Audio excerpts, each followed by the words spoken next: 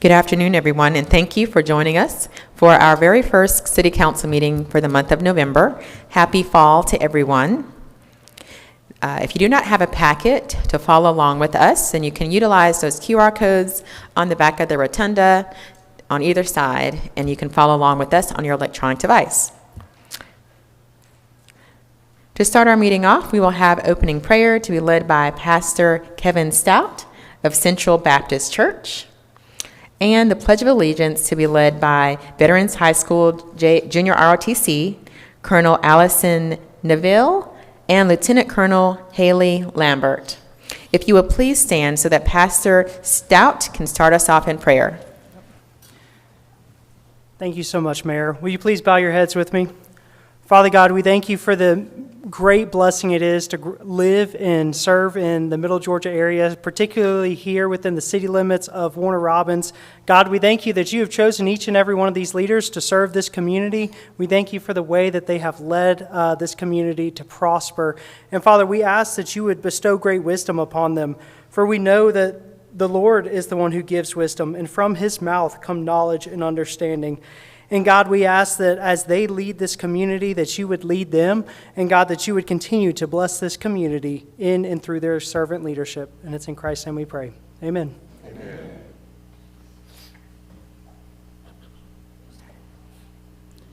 I pledge allegiance to the flag of the United States of America and to the republic for which it stands, one nation, under God, indivisible, liberty and justice for all. Thank you. You may all be seated. Council, we've got to take our pictures. Thank you, Pastor Stout, for starting us off in prayer. And Pastor Stout, I'm at your campus Monday through Friday in the mornings, sometimes in the evening, picking up my son, dropping him off to shuttle. So thanks for letting this be a stop-off spot. And for our junior ROTC cadets, we'll take a picture with you next. Thanks.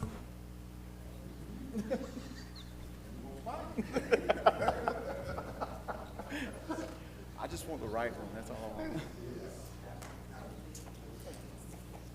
going to snatch your candy. Where you see my north side people? Huh? So you see my north side people?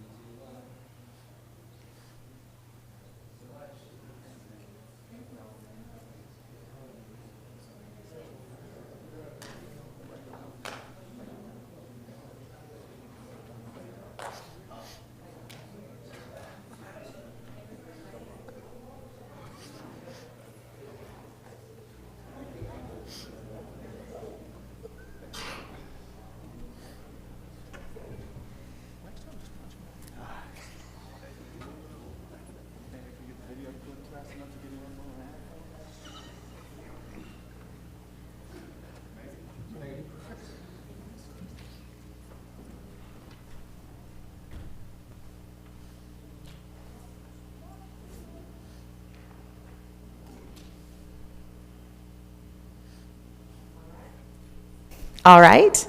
I now officially call today's meeting to order.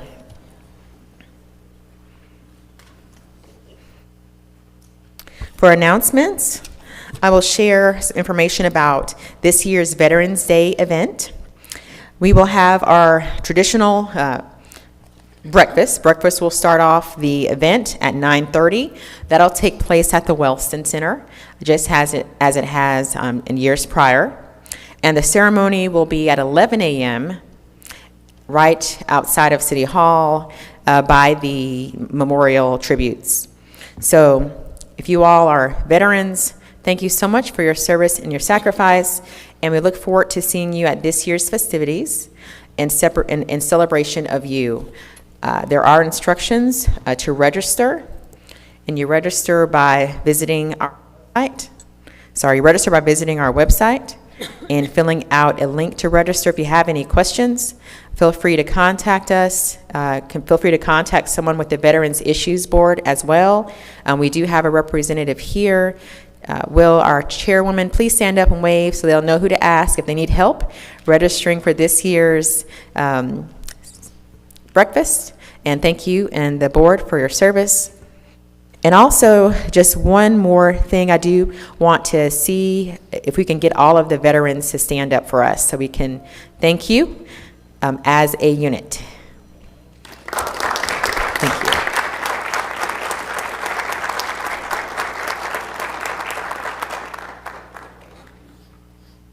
All right, November 11th is Veterans Day event, so please come out and let's show our support and for this year's event. We also have a resource drive going on right now. All of the drop-off locations for the hats, coats, and gloves for our homeless community will be collected at the fire departments across our city. Usually people will know where a fire department is close to their neighborhood, so you can go there and give donations of hats, gloves, socks, coats, etc. And also, not only that, we do have drop-off point at the same locations if you would like to contribute towards some food items, non-perishable food items, hygiene products, diapers, formula, things for babies, and also cleaning supplies can be donated in support of those individuals who are struggling at this point in our community. Those drop-off points for the community food drive can take place at the same fire stations. So please visit Monday through Friday between the hours of 8 a.m. and 7 p.m. to contribute towards helping us stock our local food market, our local food banks with items that our community is in need of during these challenging times. So thank you, and thank you, Chief Wright, for being willing to be the host location for these drop-offs. And Chief Wright is our fire chief. All right, so that concludes announcements. Now we're moving on to proclamations, awards, and presentations. We do have a presentation that'll be presented by Judah Soccer Association and a proclamation for Lung Cancer Awareness Month. So will the president, CEO, I'm not sure of your proper title, but the man that makes everything happen with Judah Soccer Association, if you'll please come up and take the podium, and you have the floor to do your presentation.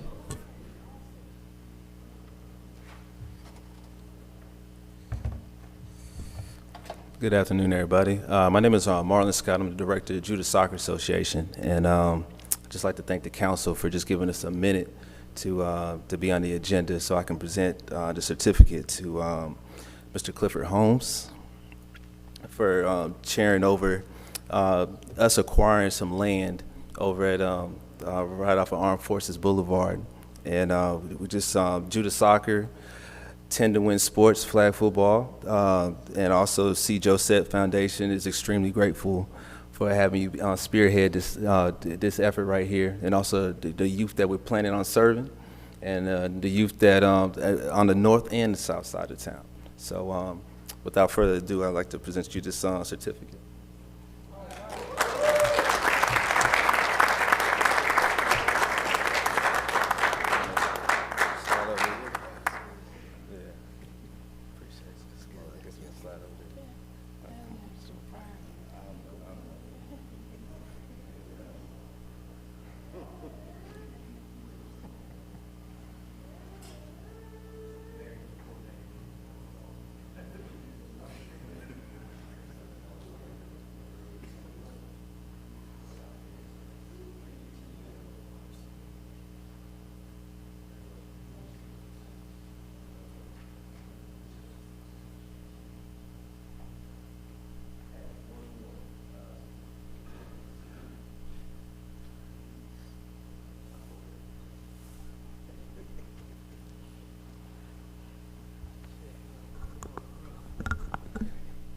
So the next certificate is for Miss Charmaine Curtis. She was the one that was gracious enough to fund the acquiring of us getting this land right here so we can make this a multi-purpose facility. So the C. Josette Foundation, we're extremely grateful. Is Charmaine here? Oh, please, can y'all give a round of applause, please? Please, we'd like to take a picture with her.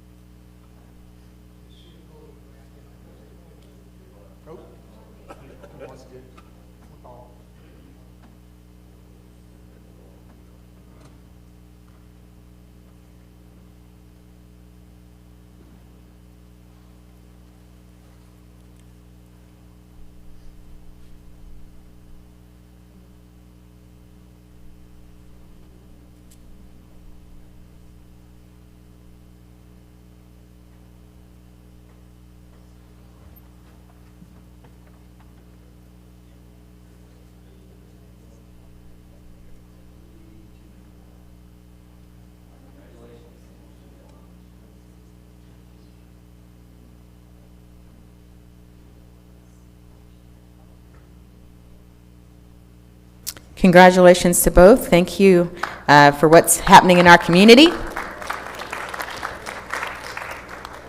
And thank you, Mr. Scott, for what you do with Judah Soccer. My son has played for you all a couple times, and I look forward to seeing what you're going to bring over on Armed Forces Boulevard.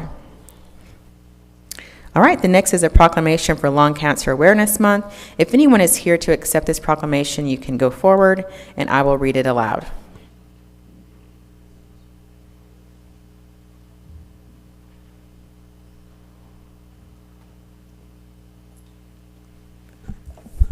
All right, Lung Cancer Awareness Month is November 2025, and the proclamation states, whereas lung cancer is a leading cause of cancer-related death in both men and women in the United States, claiming more lives annually than breast, prostate, and colon cancers combined. And in 2023, it is estimated that about 238,000 new cases will be diagnosed, and approximately 127,000 deaths will result from lung cancer. And whereas the observance of Lung Cancer Awareness Month in November traces its roots to First Alliance for Lung Cancer Advocacy, Support, and Education, Lung Cancer Awareness Day on November the 14th, 1998, which 2 years later expanded into the first National Lung Cancer Awareness Month in November of 2000. And whereas smoking remains the most significant risk factor for lung cancer, accounting for roughly 80% to 90% of lung cancer deaths in the United States. And additional risks include secondhand smoke, random exposure, asbestos, and certain occupational carcinogens. And whereas this observance month provides a timely platform for institutions, communities, and policymakers to coordinate efforts such as public education campaigns, screening outreach, and advocacy for increased funding to improve outcomes for individuals impacted by lung cancer. And whereas, in the spirit of hope and action, it is appropriate during Lung Cancer Awareness Month to spotlight the progress made in lung cancer detection and treatment, such as improved minimally invasive surgical techniques, more precise radiation, and immunotherapy advances, and to reaffirm our commitment to expanding such innovations and making them accessible. And now, therefore, I, Mayor of Warner Robins, on behalf of City Council and the citizens of Warner Robins, do hereby proclaim the month of November 2025 officially as Lung Cancer Awareness Month in the City of Warner Robins, and encourage all citizens to unite in raising awareness, supporting those affected, and advocating for research and working towards a future free from the burden of lung cancer. Let's give a round of applause to Lung Cancer Awareness Month in our city.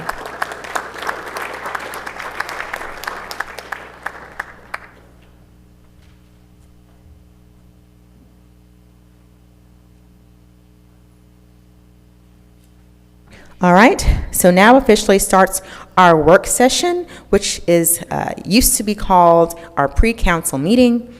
The first item we will be discussing is the November 3rd agenda. Council, please review and let us know if there are any items that we need to speak about, and we can have those opportunities now. Mr. Drinkard will address us on some of these items. Thank you, Madam Mayor. And as council's looking over that agenda, I do want to take a point of privilege, if I could, to just thank y'all.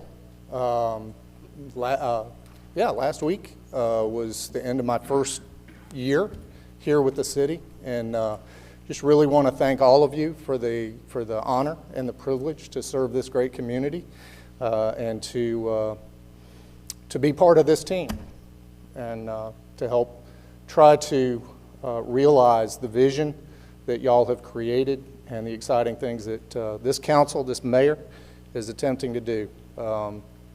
It's, you know, my career is getting longer by the minute, and you know, it's when you get past that 35, 36 years in this stuff, you suddenly start to look around and really take a good look at what you've been able to do over the years and the things you've been able to be part of. And I can honestly say that being here and being part of this team means more to me than any other part of my career. And I just want to thank you and say I look forward to what's coming. Thank you, and congratulations on your 1-year anniversary. All right, so I buttered you up, so it's going to be an easy night, right?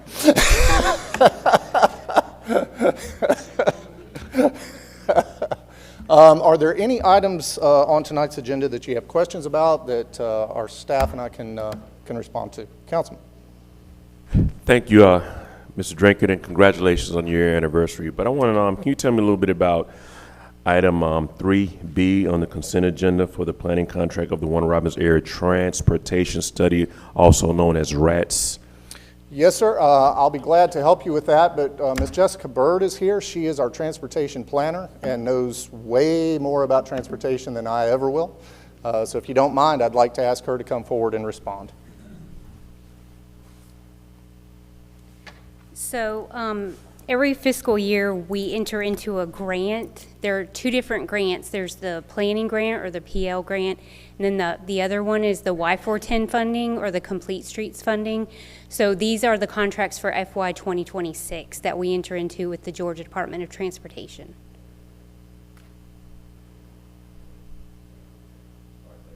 Okay.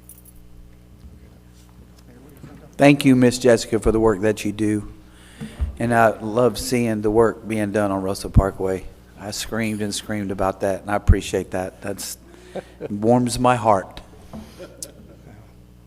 Thanks for letting me have Jessica come forward. A lot of what she does, you know, we don't talk a lot about the work that she's doing behind the scenes, but she's a great asset to the community.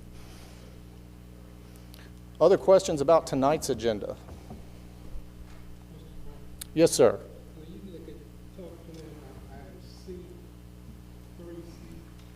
Item 3C, the Runout Claims Administration. Yes, sir. So the city has had to make a change with its dental insurance carrier. The carrier that we were using has basically told us they're not going to be doing that anymore, so we had to select a new carrier. Dental claims tend to take months to bill out and be fully processed. And so what this is, the new carrier obviously won't cover a claim that began under the old carrier. So what you have to have is a bridge, and that's what this is. It's that bridge so that any existing claims that need to carry forward can and will be properly covered. Yes, sir.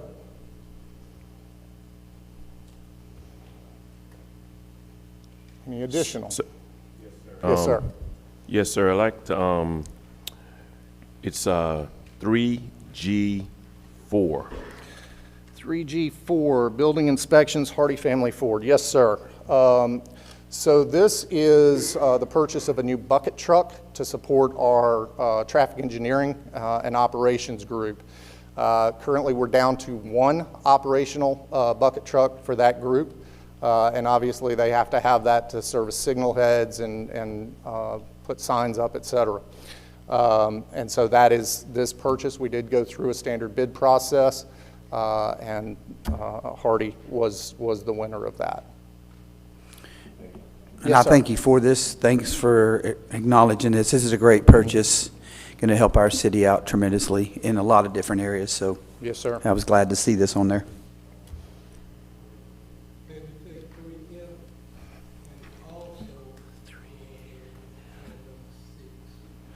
Okay. So the first item that you reference is change order number 1 on the construction contract with our CHIP grant. So you'll recall that the CHIP grant is covering the construction of between 8 and 10, I always mix up which we ended up with, affordable townhome units. As they began the site work on that, we discovered an issue with the soils on that site. There's a compaction issue. So those soils have to be removed, new soils have to be brought in. That was not something that was identified prior to the contract being issued. And so that's the nature of this change order. It's right about $99,000, if I recall. I don't have that number in front of me right now. But that cost will be covered by the grant and income generated from it. Okay, and then item 6, the master lease agreement. Okay, so this one gets a little weird, right? And Ms. Mize is here, she can help me out. There's some complexities when we start to do lease agreements between a city and an outside entity. And this relates to Haven Hope House. As some may know, for Haven Hope House, we're entering into an agreement with the Assembly of Warner Robins to be the primary operating partner. And the way we're doing that is via a lease agreement. But the city can't enter into that lease directly. So what we're having to do is the city will lease the property to Engage Warner Robins. Engage Warner Robins will turn around and sublease it to the Assembly for operation of Haven Hope House. The way the lease is structured, it is a 3-year lease structured at a cost of $1 per year. And that's because in Georgia you can't do a real estate transaction without something changing hands. At the end of the first 12 months or any time thereafter, the Assembly, should it so choose, has a right to purchase. That purchase would be at a cost of $10.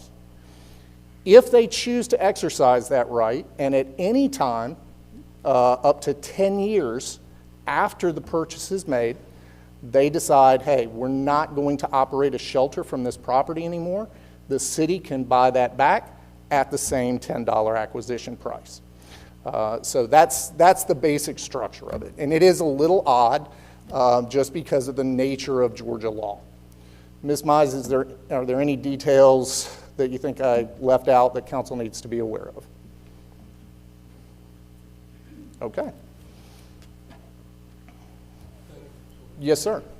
Mr. Drinkard, on number 4, the sewer availability request. Yes, sir. Would this property be for future annexation? Yes, sir. And I know they have to pay for the line to be run there, Yes, but is that even feasible? I don't know how close we are to touching. So we actually have lines right there. There are a few other properties within that same neighborhood that are already connected. And I believe it's 4 other properties within that same neighborhood that have already connected, and they have signed that same covenant that this property would sign, such that if our borders become contiguous with those properties, they would annex into the city, and they covenant for that. Yes, sir. Councilman Mack, I believe I saw your hand. Yes, sir. Thank you again. Can you have someone explain to me the annex request on item number 7? Mr. Drinkard, before you go to the item for number 7, I have a question about item number 4. Item number 4, yes, ma'am. Okay, for item number 4, can you tell us how far off this property is from being contiguous to the city so that it comes into our boundaries? Because my understanding of the houses on that street, they're still in the county, they're receiving our sewer, but They I'm not sure are. what the plan to reach them in annexation would be. And also, how much will it cost the city to have the sewer reach somewhere outside of the city limits? Okay, so in terms, let me take the last question first. So we already have sewer lines in that area. In this instance, the homes did not have to sign up for sewer initially. They were on septic. And what we've been seeing in this neighborhood is as their septic tanks grow older, some of them start to fail, they're making the decision to connect to our sewer lines. And, on that same street, there are other properties already connected. So the line is there. All they have to do is make the connection from the home to the street.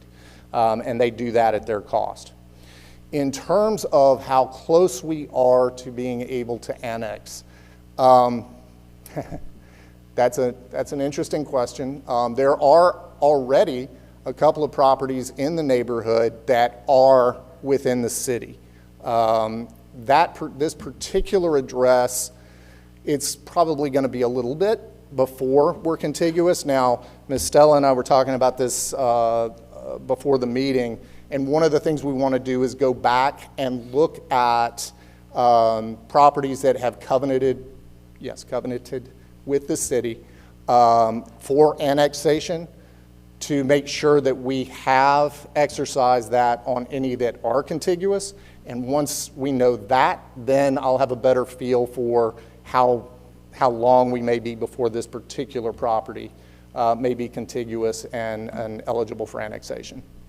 And if this sewer availability request is approved by council tonight, are we certain that this address or any of the others that are on our sewer but still in the county in this particular neighborhood are not going to be some of the issues we're having now, where we are, over $1 million in arrears from collecting from other properties that have sewer that's in the county, and we don't have a way of cutoff to make them pay? Yes, ma'am. So in terms of cutoff, that is always going to be an issue as long as we extend sewer service outside of the city limits, because we're not providing water, and there's not really a way to cut off sewer to an individual house like there is water.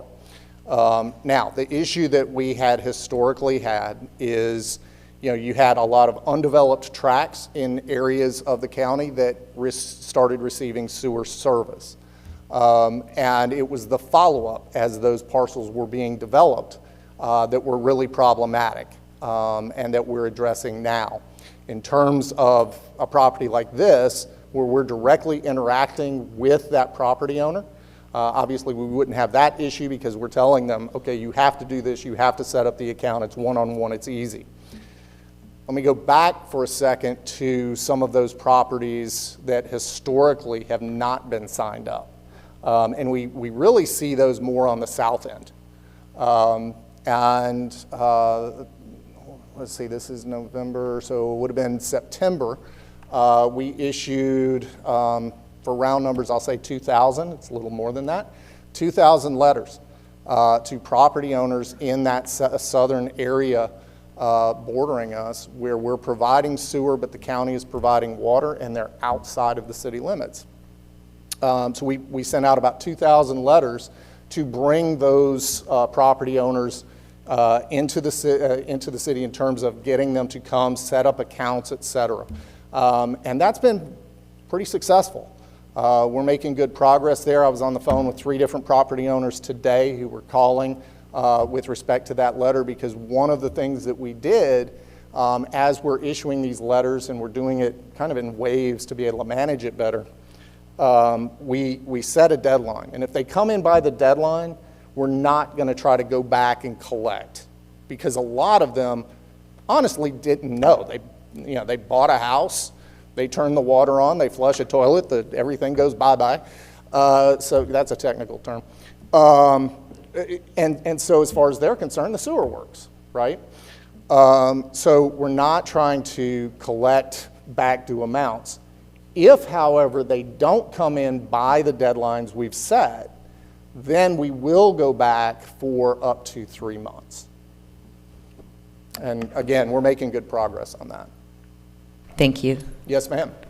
And we may consider as a change in policy, while our ordinance requires that sewer service outside the city is established either by annexation or a restrictive covenant, that prior to executing the restrictive covenant, which is done in the city attorney's office, that we require proof of tap if required and establishment of account.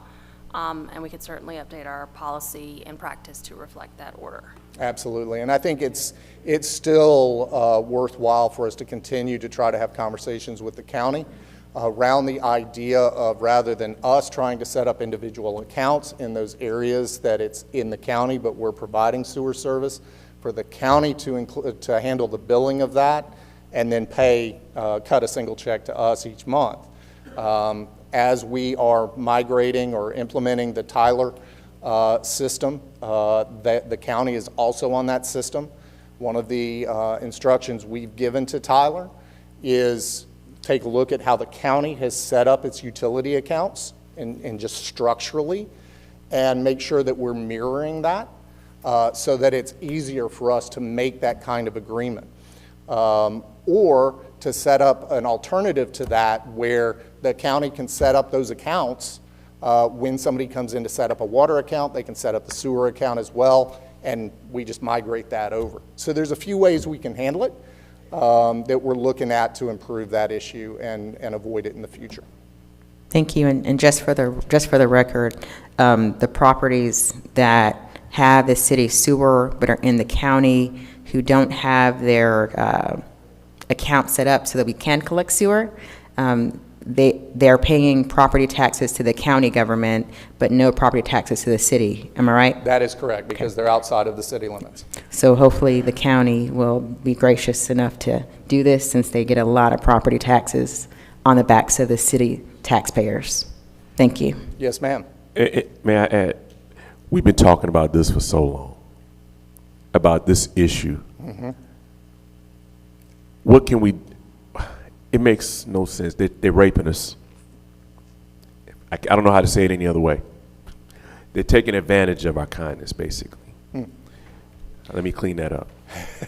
But it's getting old. I think everybody here is in agreement with that. They're taking advantage of us in some kind of way. We gotta do something to mitigate this at some point. Right, and that work is happening now. Again, like I said, those accounts that are already out there, we're addressing those, and then looking at the ability to moving forward to how we structure an agreement with the county so that it's easier to get those accounts established from the get-go, and to do it in such a way that it's not an added burden on the resident or the business that's setting up those accounts. We want to make it, I'll quote a famous Georgian. So Jimmy Carter said it pretty well, actually. The job of government should be to make it easy for people to do what's right and hard to do what's wrong. We want to make it easy for them to do what's right. Thank you, and thank you, Mr. Drinkard, for working so hard in those negotiations with the county. He's making a lot of headway, and I do appreciate it. Yeah. But I did want the record to reflect so that the citizens understand why we're doing this kind of a longer discussion on something that seems so simple. Yes, ma'am. Do we have a goal that we want to get this accomplished by? Have you set a goal to saying by this point we want To have the agreement with the to county. have passed through this? Yeah. So it's largely going to tie to our implementation schedule for Tyler, because that's really what makes it easy to do. And the conversations that I've been having with the county, that's been the key piece. I want to say, I'm looking at Chris Rooks out there. Is it about 6 months, Chris? Okay. So total implementation for Tyler is end of next year, but we should be on the utility billing side, we should be ahead of that. The conversations I've had with the county have been very good. They've been very reasonable and open to that discussion. So I think we'll get it done. I'd like to have it, I'll go back to that 6 months timeline, just thinking about the implementation. I'd like to have it done in 6 months, but it's really going to come down to that Tyler implementation. We've made some adjustments in our implementation schedule. We're still on the same total time frame, but we've moved some pieces around. So, for instance, we took an HR piece and moved it up and moved a finance piece a little further back just because of some of the things involved as we manage that process. And Mr. Rooks has been our lead on that. He and I talk at least once a week about that implementation. And it is going well, but we keep massaging it, which is pretty typical. Yes, sir. Mr. Holmes?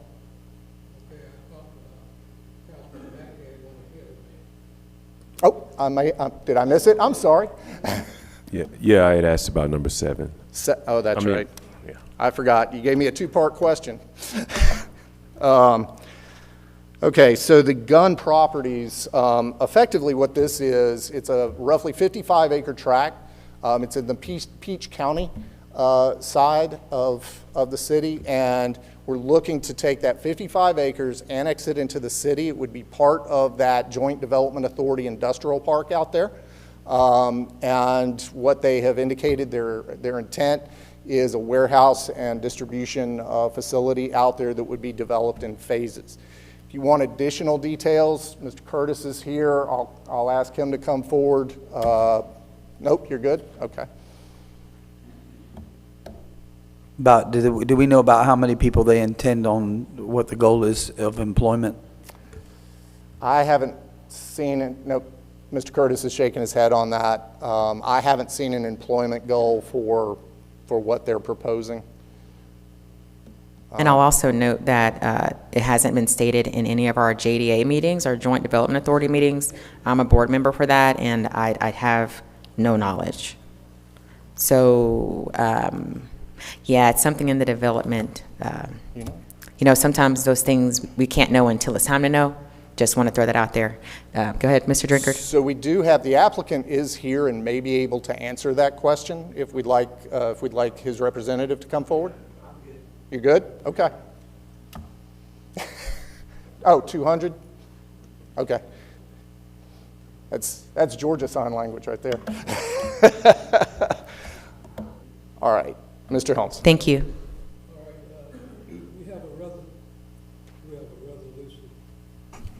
We have a resolution coming before us tonight, JMA Architects. Yes, sir. Will you please talk a little bit about that, because I think that's some big news. Yes, sir. I'm very proud to do that.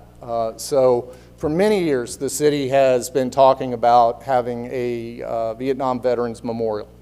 And in 2024, efforts through the mayor's part and this council resulted in property being secured for that memorial. But we haven't had a design. There were designs that were kind of played around with several years ago, but some of the interest in what should be out there has changed. So that particular item would award a contract to JMA Architects. They're based in Perry. They've done a lot of work in the area and around the state to create the conceptual designs, the engineered designs, bid documents, and ultimately, if we wanted them to manage construction of that Vietnam Veterans Memorial. That did go through a bid process, and we had a multidisciplined staff group working on the review of that, but also Mr. Bill was there with us representing the interests of the veterans. He was an excellent member of that committee. So we're recommending that we award that contract tonight and get that process moving. Should be about I'm going to say it again, about a 6 month, I like 6 months, about a 6 month process to get those designs finalized. And then we can prepare bid documents and get that out so that we can construct that and deliver on the long-time promise that this city has made to have a Vietnam Veterans Memorial. So I want to again thank this council and this mayor for that work, and to our veteran community for their patience as we've worked through it. Thank you, and I do believe we have some members from various veteran groups, Vietnam veteran groups, who are here today. Support for this resolution, and I'm going to ask if they will just stand up so that we could thank you for supporting us through this effort and all that you do inside of our community.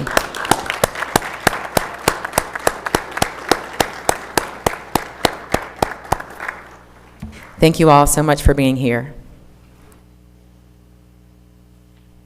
Any additional questions about tonight's agenda? Okay, seeing none for that, I will ask all of you, Ms. Mize had sent some information out last week to everyone. Rather than trying to discuss that tonight, I'd like to ask everybody to take a little time, absorb that, and provide us with feedback as we continue to do some research on how to handle those issues. We believe that what we are working on and starting to pursue will address your concerns, will provide some framework and restrictions to better shape how vice businesses like package alcohol sales, CBD, vape, things like that are handled within the city. You did ask for some information with respect to DUI activity in the city. And I included that in a follow-up email, but I want to call it out tonight for benefit of the general public. So in calendar year 2024, there were 322 total incidents of DUI within our city. 322. That's a lot. Of those, 267, or 83%, were residents of our city, and 55 were from outside. For calendar year 2025 through October 21st of this year, total incidents are 193. Residents were 80%, 154 of those, and non-residents were 39, or 20% of total. Now, I'd like to go back to last year because, again, we're looking at through October 21st for this calendar year. So I went back and how does that stack compared to last year, right? Because unfortunately, you anticipate during the holidays, you see an uptick. So when we look at last year, January 1st through October 21st, there were 226 total incidents. This year, during the same period, 193. Last year, 189 residents, January 1 through October 21. Same period this year, 154. So we're a little below where we were last year. I think we'd all agree we'd like to see us a lot below. Unfortunately, and one of the concerns that we talked about was, have we seen an uptick in non-resident DUIs since some surrounding jurisdictions have made modifications, and we have not. Unfortunately, we are creating, within our own community, our own residents are creating a lot of the DUI situation and making our roads less safe. So it is definitely something we need to continue to work on. I know Chief Fisher and his team are working hard on this issue, but as a community, as residents, we have to do better. Thank you, sir. Yes. Mr. Drinkard, I want to ask another favor of you, please. Yes, sir. I know last time I asked about this upcoming year for you to keep us informed about us tackling the blight in the different areas in our Yes, city sir. which we're attacking, and I'm going to wait for that information, not to put no pressure, but I want some more information, okay? And I've asked about this in the past. Yep. And but I want to kind of push it a little bit more, okay? Yes, sir. So I know that we've allocated the funds off of the red speed cameras, the speeding cameras that we had. that we placed all over our city by our school zones and the ones that we operate. I really want to know the cost of each school that we have, about putting caution lights at every school and using the funds that we are taking from them red speed cameras to put caution lights up in our schools so that we can do everything that we can, again, because I was in agreement for the cameras for one reason, and that was safety. Right? And I want to make sure that we're doing everything possible we're doing to create those schools to be safety, and putting caution lights up around all of our schools, warning the drivers that there is a school zone there to slow down instead of small little signs. I know they call them Charlie Bibb signs. We made the numbers a little bit bigger, and everybody laughs at them. I laugh at them when I see them, but I just think just even out-of-town people that come into our city who aren't aware of our city like some of us are. And I would like to get an estimated cost on that, please, if we could. Yes, sir. Chief Fisher and I have spoken about that. I'll get with Mr. Clifton around what that sign cost would be. For those who are wondering what he's talking about, it's when I hear caution light, I think about, you come to the intersection.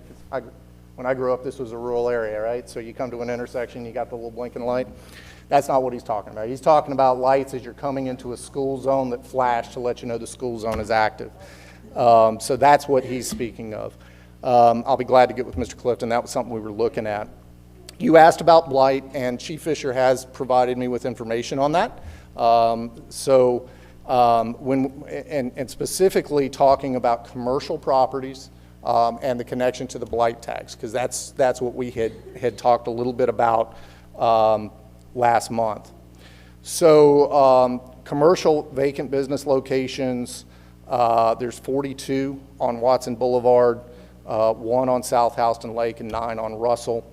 Boarded up business locations, there's 2 on Watson. Now, when we look at the definitions of blight as it applies to the blight tax, because it's very specific. There are 7 on Watson, 2 on Market Street, 2 on Armed Forces, 1 on remaining on Commercial Circle. Obviously, we've had good impact there. 1 on Russell Parkway, 1 on North Houston, and currently, this is showing 18 on North Davis. I believe that number is a little lower now with some of the demolition activity that has begun on North Davis. That's kind of where we are right now in terms of properties that may be subject to that blight tax. So we'll be sending notifications out to those properties. Obviously, they've already had some activity on them as code enforcement has been working on it, but we're going to turn the heat up a little bit and notify them of the fact that if they don't get them cleaned up in short order, and the code, the ordinance for the blight tax is very specific on the time frames. So I'm going to avoid telling you what that is just because I don't want to misquote it. But I'll send it out to you so that you have that information. But we'll be sending that out, giving them a deadline, and then if they don't meet that deadline, then they will be subject to that blight tax, which is an additional 10% on top of their existing property tax bill. Thank you. Yes, sir. Councilman, if there are no other questions, we're at an hour, and the mayor's asked me to try to keep the work sessions to an hour. Okay, very good. Oh, Mr. Lawrenson, did you have a question? I'm sorry. Okay, thank you.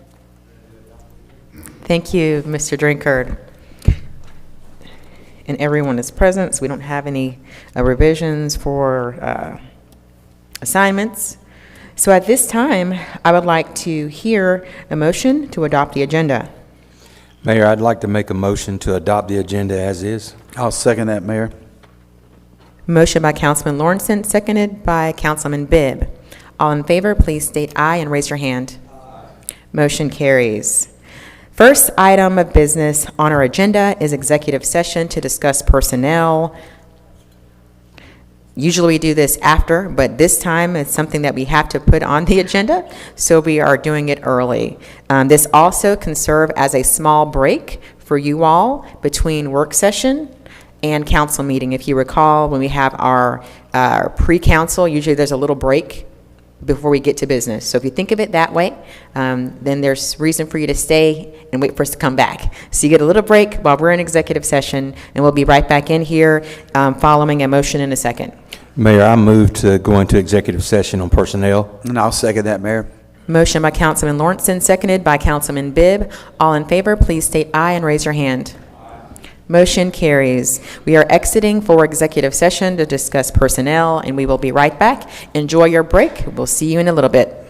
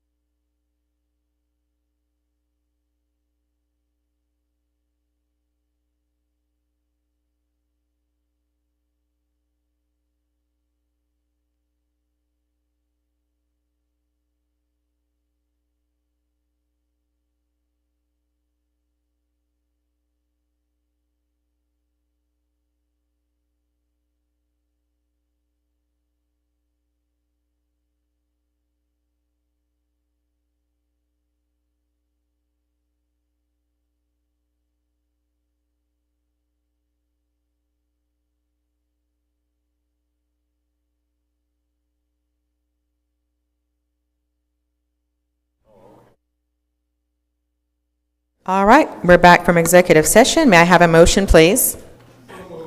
I make a motion to come out of executive session. I'll second it. All right, we have a motion by Councilman Holmes, seconded by Councilman Lawrenson. All those in favor, please state aye and raise your hand. Aye. Motion carries. We are back from executive session. We have no revisions to make to our current agenda. I do want to take a point of privilege to acknowledge some of our visitors today. We do have some of the members of the Boy Scouts of America, Troop 566, who have come to spend some time with us this evening. Can we give a round of applause to our Boy Scouts? And now we're going to ask if you all would please come up so that we can have the pleasure of taking a picture with you. I bought some popcorn from y'all outside of Lowe's, and it was good popcorn.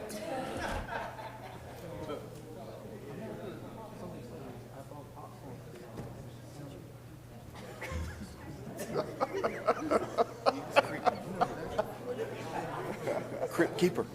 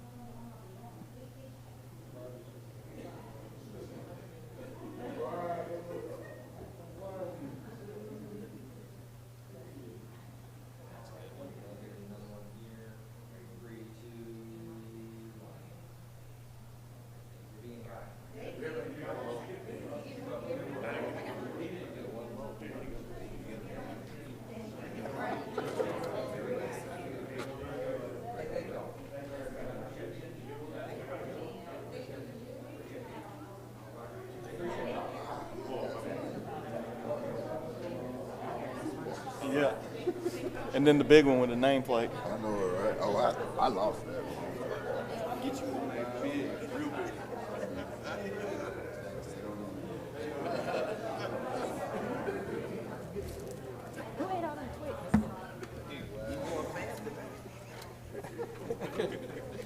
Said food.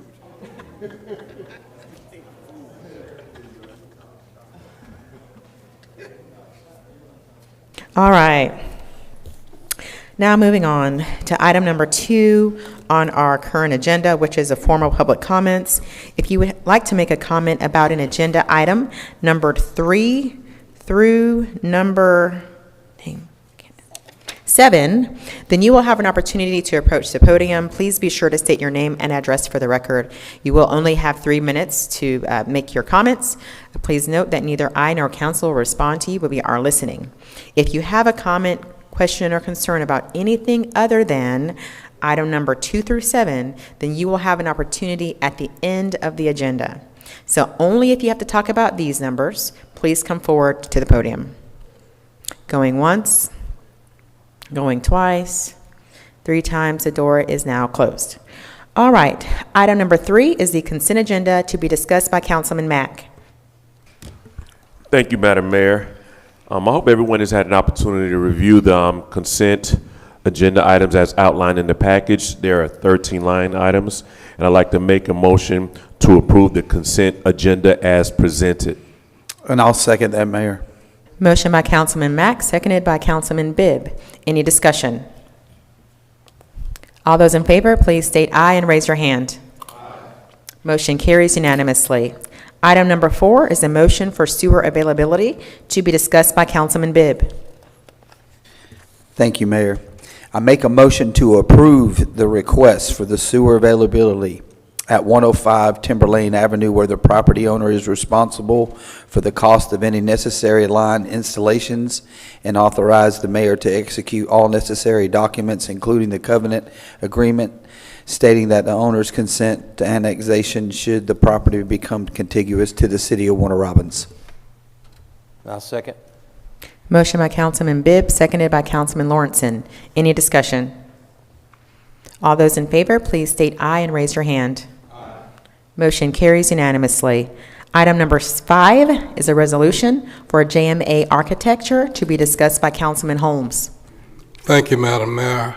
I move to approve the resolution to authorize Mayor LaRonda W. Patrick to execute the attached contract between JMA Architecture Incorporated and the city of Warner Robins, Georgia, whereby JMA Architecture Incorporated will provide engineering and design services for the Vietnam Veterans Memorial in an amount not to exceed $128,150. Again, I move for the adoption. I'll second. Motion by Councilman Holmes, seconded by Councilman Lashley. Any discussion? Yes, ma'am. I just want to say another example of promises made, promises kept. Thank you. Any further discussion? All those in favor, please state aye and raise your hand. Aye. Motion carries unanimously.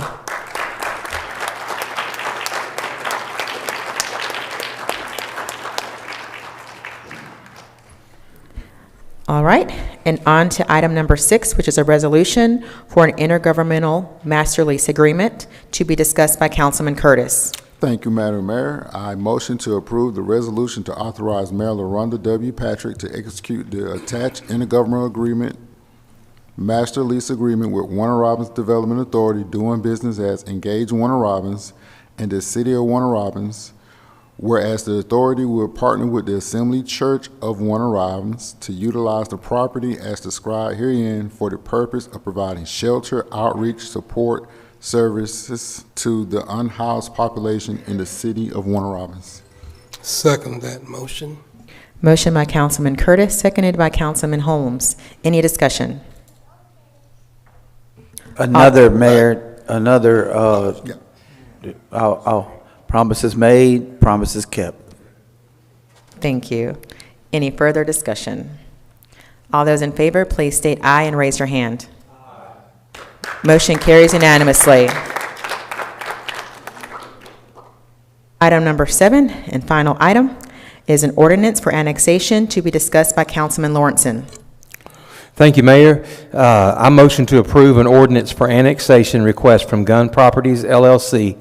Request the annexation and rezoning of the property, including all right-of-ways known as a 55.448 acre portion of tax parcel 052040 in Peach County, situated along the south side of Robbins International Industrial Boulevard, southwest of the intersection of Pete's Way and Robbins International Industrial Boulevard.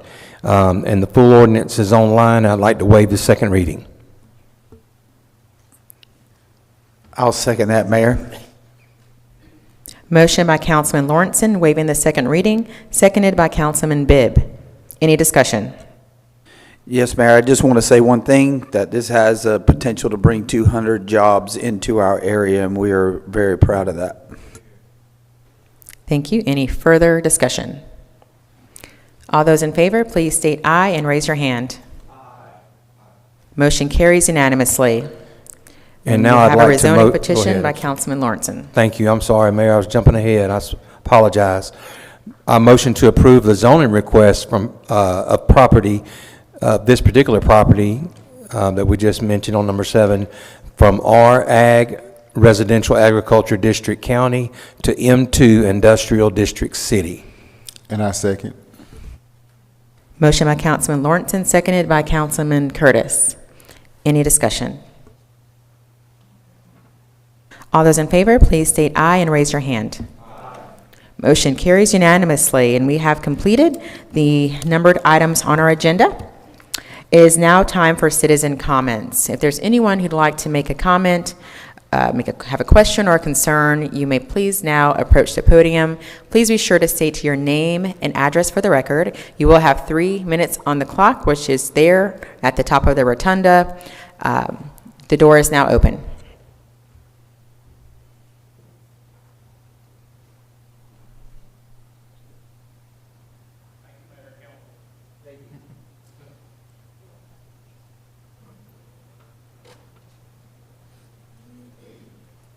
Good evening, everyone. I am Joy Moten Thomas.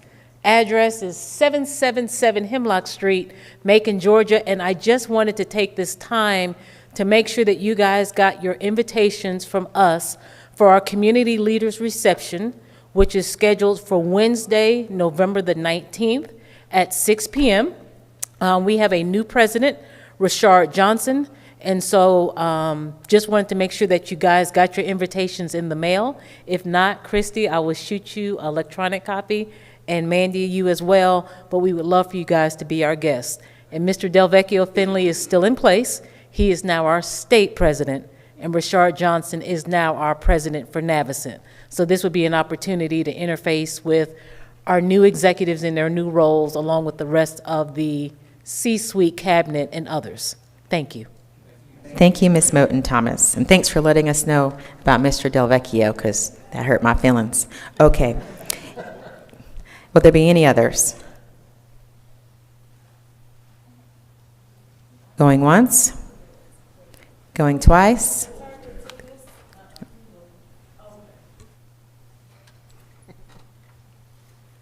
Hello, hi everyone. My name is April Wilson. My address is 809 Randolph Avenue. Y'all need to know my home address? Right? Okay. Well, I am new to Warner Robins. Been here just a few years, and I just have a concern. It might not be that big of a deal for many people, but it is for me. My daughter, I live in this area, and my kids are zoned for Warner Robins High School. And as a Christian, I really do not want my daughter to go to Warner Robins High School. And I signed up for this House bill. I think that's why I'm here, to see if you guys can maybe give me some direction. But it was a House bill that give parents the options to give their kids a choice to choose whatever school they want to go to. So I was denied for that. I wrote a letter, and I just kind of been trying to get some assistance with it. My daughter haven't been in school since the beginning of the school year because of my concern and me not wanting her to attend that school. And it's like I haven't really been getting support with trying to give her that option to go to another school which fit my religious beliefs. And ma'am, if you would just share that belief that makes you not want her to go to Warner Robins High School. I'm aware, but others may not be. Yes. What you say? I'm sorry. Could you share the reason why, the reason why it conflicts with your religion? The mascot is the demons, and I think it's a distraction for the kids. Probably not. The kids may be good graduates. The teachers may be great, and I'm not saying that it's a bad school, but I just don't agree with the mascot. And I think that when people come here, new citizens, I think that they may have some concerns as well. But, you guys that probably is from this city or county may not, think it's a big deal, but I think that it's something that should be addressed. I think that we should have the option to give out, say, hey, if you guys are going to leave the mascot the way it is, then we should have the option to say, well, can my kid go to Northside instead? So that was my concern. Thank you, Ms. Wilson. Yes, ma'am. Ma'am, would you hang around to the end of the meeting when we finish? I'd like to talk to you a little more. I'm a little familiar with that. And I would as well. Will there be any others?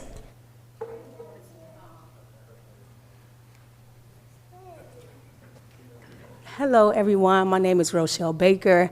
I am a resident here for 3 days. I just moved here October 31st. My address is 125 Andra Avenue. I also share the same concern as Ms. Wilson in regards to, I was shocked to see that the mascot was a demon. Just in general, whatever your belief is, this is a high school, right? So our children are impressionable. So she was sharing with me that the mascot came from an Air Force, the Screaming Demons, to honor them, which I completely understand. But as I did some further research, the mascot is an Australian mythical creature named a bunhip. And a bunhip is, because I'm not sure if we really know the details of what a bunhip is, but it is supposed to be like a sea swamp creature that preys on women and children. So if this is what the mascot is for a high school, I think that is just absurd.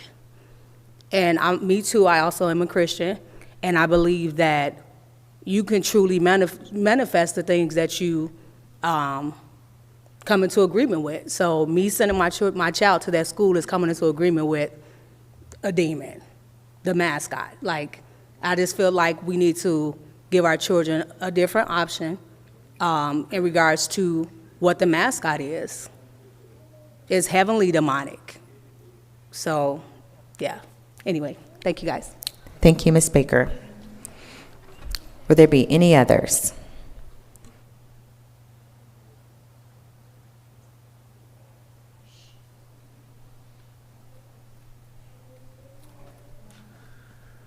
William J. Carey, 137 Sonia Drive. I would like to say thank you.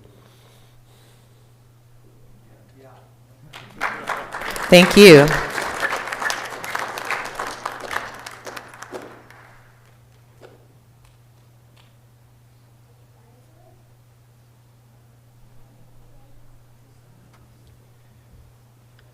My name is David Wilson. I'm the president of Chapter 902 of the Vietnam Veterans of America. I want to say to this council and to the mayor, thank you for a dream come true.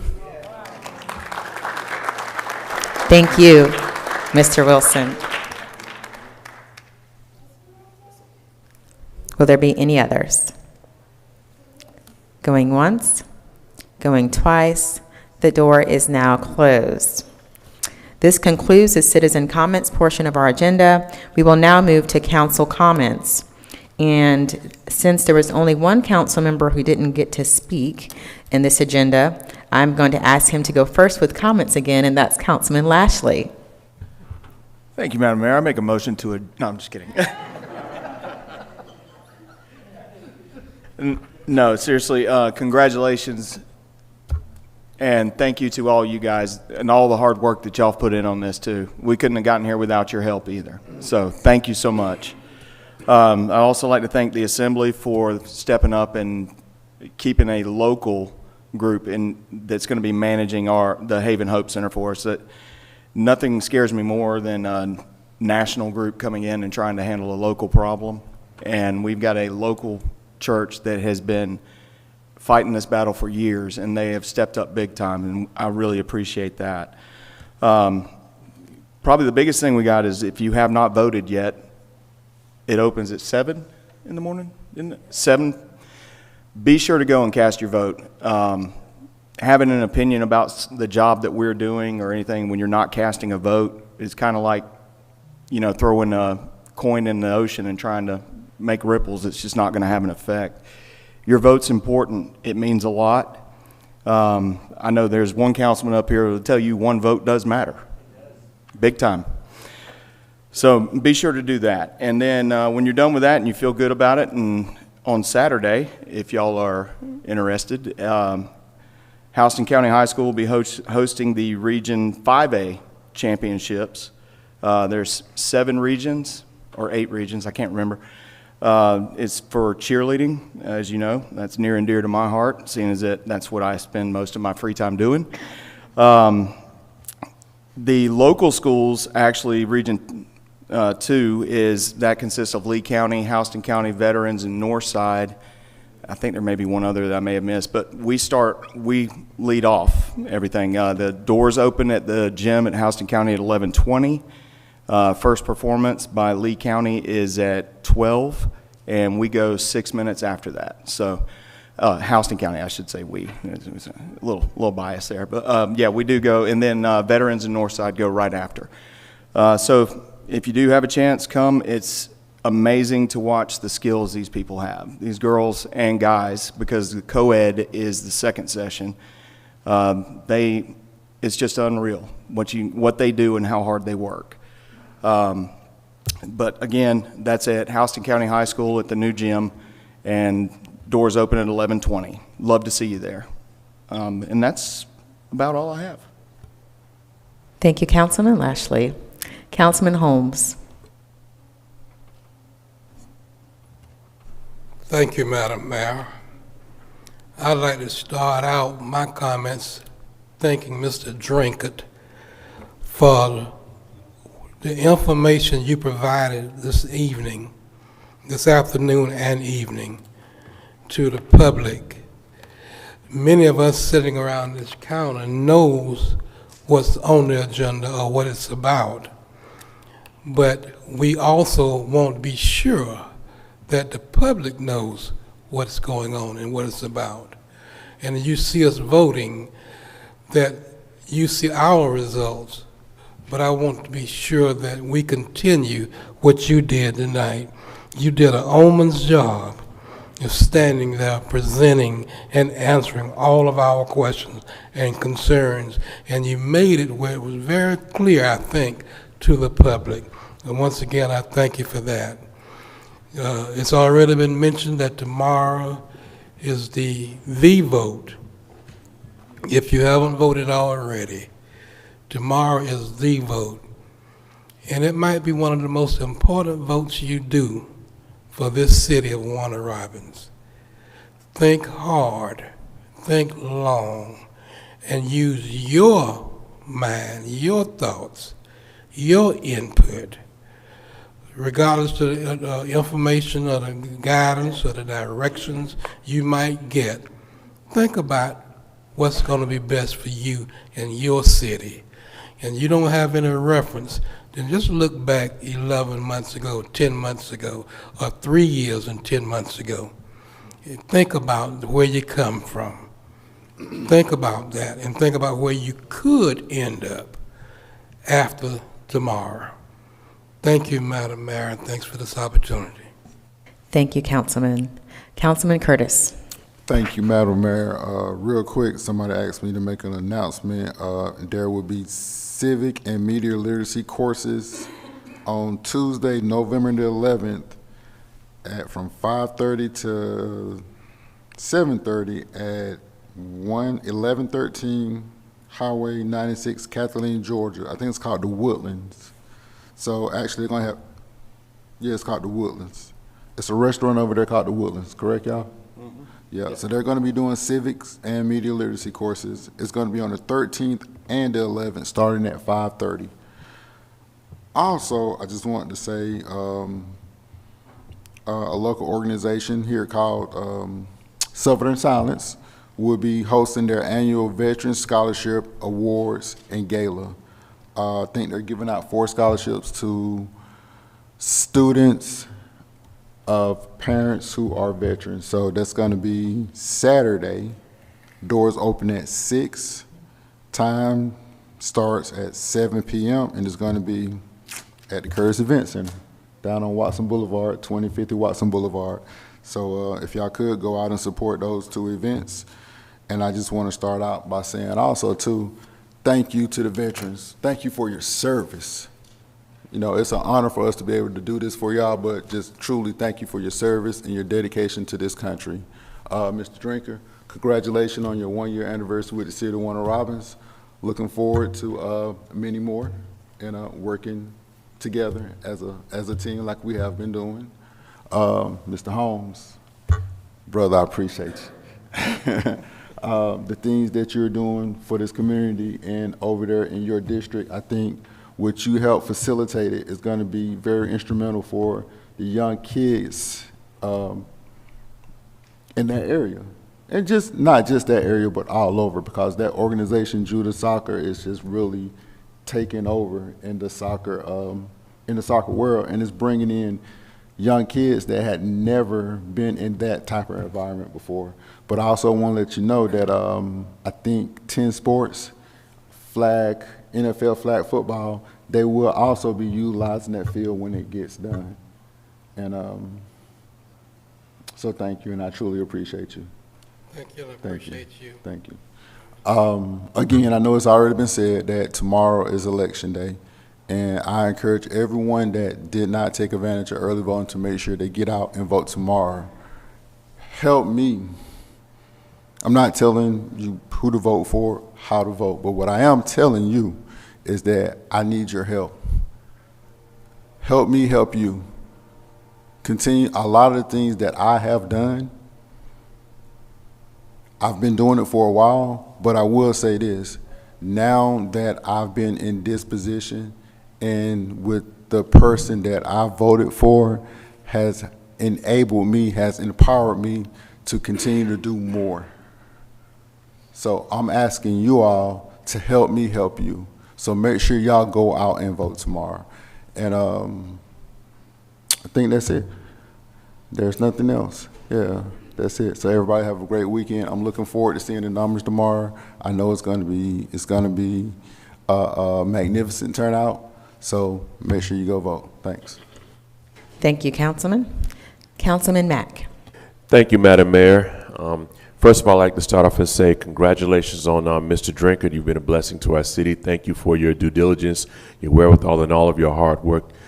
You know, there's a lot that you have going on, and what you've shown is a level of effort with the will to skill to bring our city full circle, operating the right way as it should be that best suits our citizens. So I want to sincerely say thank you for what you do, and always answering the phone for whomever calls, and taking the time to even take the hard questions from our citizens is not shying away from them. That's not easy to do. So thank you, sir.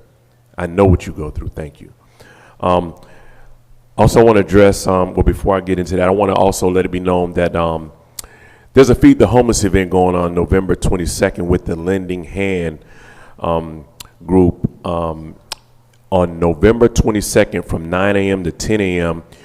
when we're going out to feed the homeless and provide them with care bags. If anybody wants to donate in any capacity, you can go online to www.thelendinghand.org if you want to donate financially, or you can donate a portion of the meals or care bag items, soap, socks, blankets, hygiene items, and so much more. But you can reach out to the Lending Hand by visiting the website. Once again, it's www.thelendinghand, all lowercase, .org. All right. Also, we have something that's trending in our city, and that's domestic violence. And it concerns me. It concerns me is that we could have mitigated and avoided some of these issues if people would just speak up, neighbors that saw signs of domestic violence, and not turning ahead saying it's none of my business. I've never known it to be this high of a rate of murder and the inability to manage emotions and conflict resolution, and then they blame the police department. It's not the police department's responsibility to manage people's emotions if they know they will show. So if you're a neighbor that suspects someone going through domestic violence, please call the police. Or there are organizations out there that are there to help you. And I'm going to say there are three right off the top of my head, and that's the National Domestic Violence Hotline. If you suspect it, call 1-800-799-7233. It's a 24-hour a day service. Locally, there's the Salvation Army Safe House. That phone number is 478-923-2348. There is also the Crisis Line Safe House of Central Georgia. That's at 478-745-9292. And then there's the Southern Center for Choice Theory. That's the SCCT, and that's 478-714-1268. Please be an accountability partner to your neighbors and report domestic violence. That's something that has to stop in this city. Thank you. Thank you, Councilman. Councilman Bibb. Thank you, Mayor. I want to say something personal. I've been sitting in this seat for 6 years, and I've had the time of my life. I ain't gonna lie to you. Through the good times and the bad times, I have had the absolute time of my life sitting here helping the city of Warner Robins. It is my passion and heart's desire to be a servant. And you've given me an opportunity to do that, and I appreciate that. I've never let my past define me in any way. It only gives me a platform to tell people about the Lord and who He is and how He can change people's lives, and I love that. My wife, Connie Bibb, who's sitting on the second row in here, for 6 years, 6 solid years, has supported me.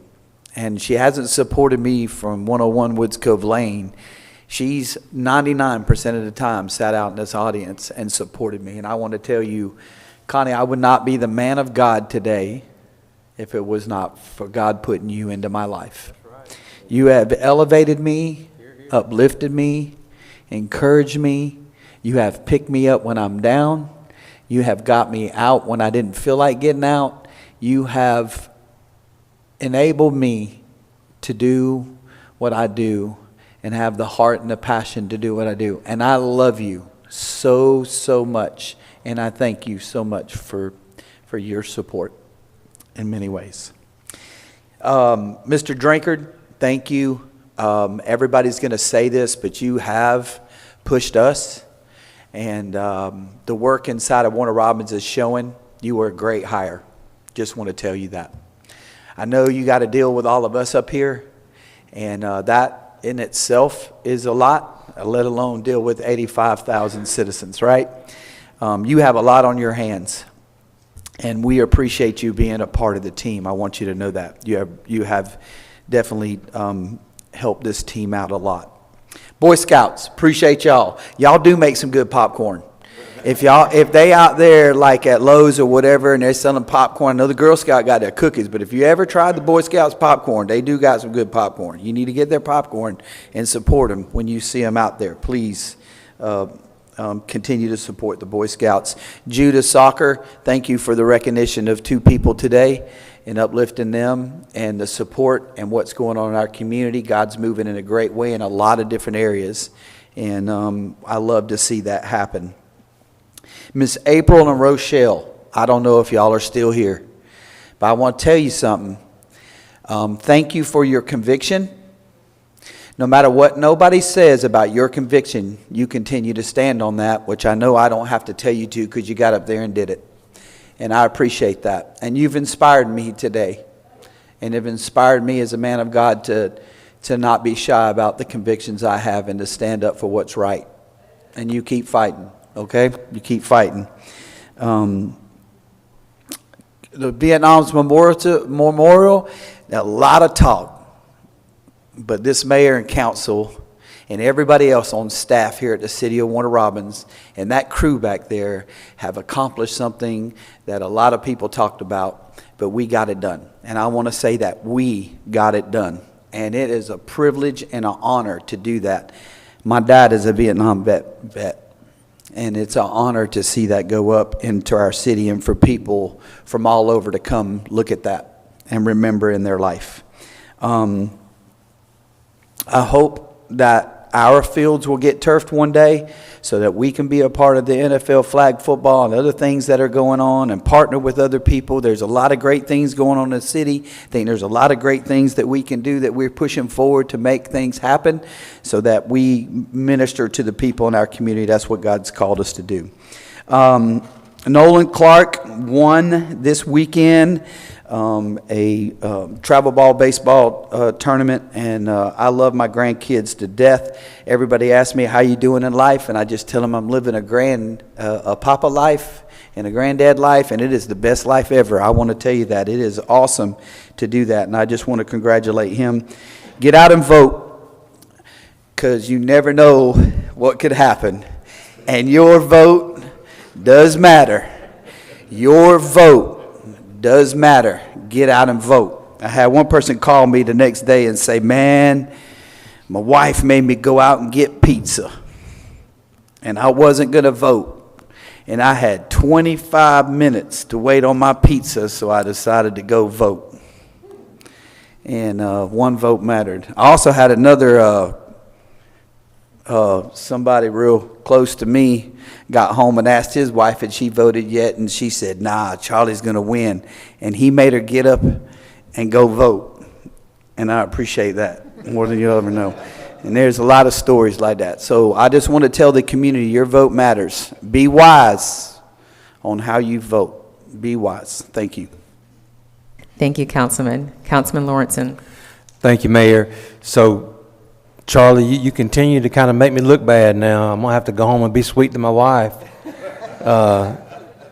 With those just with those glowing remarks about Connie, and that's true, because I've known her for a long time, and she is a good and faithful wife and a good and faithful servant. So thank you, Miss Connie.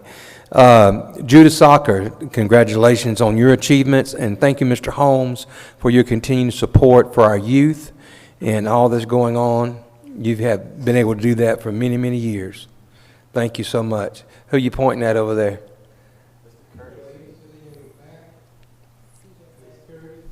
Yes, that's right. Yes, that's right. And thank you again.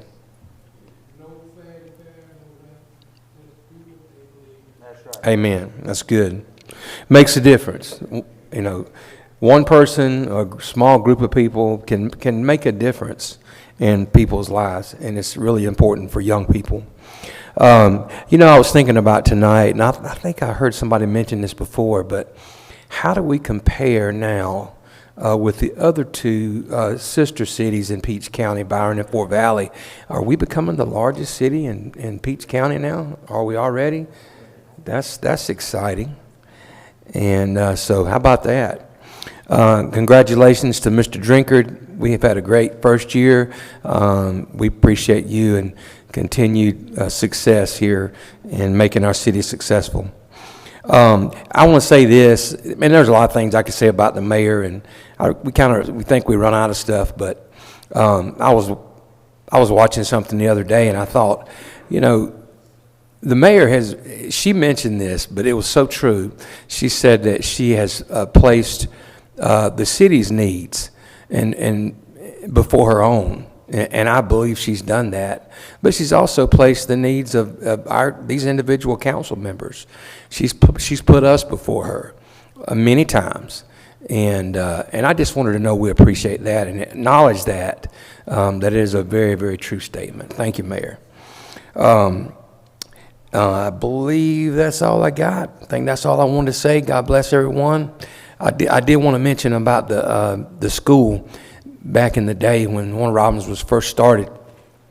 Of course, she mentioned they were the Screaming Demons, but they met over here near the old Thomas School in a little gymnasium.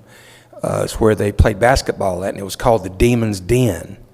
And my church began in the Demon's Den, believe it or not, and they've flourished over the years, and many souls were saved. So, but I say that to say that, you know, personal conviction is important, and you have every right to that. And I think if we can do anything to help, you know, things change over time. I can remember when somebody would laugh at you about saying that, but I can also say that for many years, the Warner Robins High School band was called the Dixie Demon Marching Band, and their fight song was Dixie, which was very offensive to a lot of people. So they changed that. So maybe they can do something. I'm not advocating for changing a mascot's name, but you know, let's consider everyone and do the best job we can. And that's all I got. Thanks, Mayor. Thank you, Councilman. All right, and I'm going to say a few comments and get us out of here. I do want to acknowledge we have a new regional champion for one act that I need to acknowledge, and that's Houston County. So congratulations to Houston County Theater for their accomplishment. And while we're on the subject of schools, I do want to say I'm a proud Northside Eagle. And I love cheering on the Warner Robins Demons, no pun intended with the name, but I think they're both phenomenal schools. And if you choose to send your children to those schools, wonderful. I'm a graduate of the school system. A lot of us are graduates of Warner Robins High School or Northside High School, but there's been some chatter about those schools, and if you're smart, if you send your child there, again, nothing to do with the name of the mascot. This is a different issue. But I wanted to make sure I'm reaffirming that those are great schools.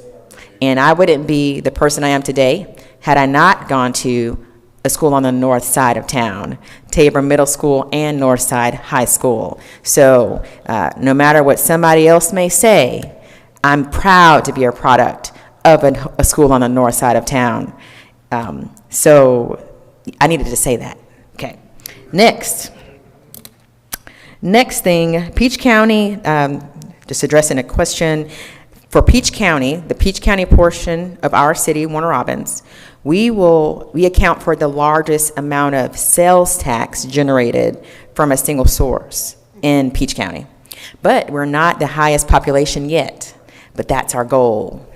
Because if we don't get our residences up, we can never have our fair share of things like SPLOST, LOST, T-SPLOST, FLOST, all the OSTs, which whenever you hear it, just knows that means your sales tax at work in our city, and we need more of it, not more of your property tax. We need more of your sales tax dollars in the Peach County portion of our city. So that's a good thing to note. So when you see us say yes to annexations in Peach County, it helps the citizens of Warner Robins because it's in our city limits.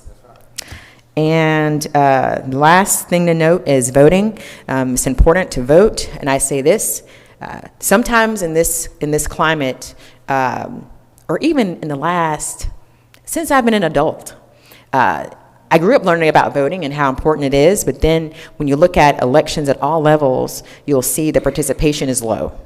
So it's important that we participate, that we use our power. Your vote is your power. You have a say-so, but use your vote. A lot of people will complain and bicker, but they're not using their power to impact change if change is what you want to see. So don't change me, but I'm just saying in general, from the perspective of what a vote is about. So let's practice our civic duty and vote. Use your power, use your voice, use your vote. And it's been a pleasure to serve here with my brothers from other mothers. And as Viv would say, same father, yes. We're not ashamed to say that in public. You know, we're Christians, we believe in, we're followers of Christ, at least I think we all are followers of Christ, yes. And everyone has their own conviction of whatever you want to follow. But we're brothers and sisters in Christ. And happy about that. But I've enjoyed this run. Thank you, Mr. Drinker, for joining the family, helping us the last year. Look forward to more years working with you as a team. And to all of you, thanks for being here. Thank you, Boy Scouts, for even caring about coming to see how your government functions. And we look forward to seeing you again soon. If you need anything from us, let us know. If you want to shadow some days, let us know. If you have some events you want us to attend, let us know. We will be happy to support you, just like you supporting us tonight. And with that, you all have a great evening, and I do say that the meeting is adjourned.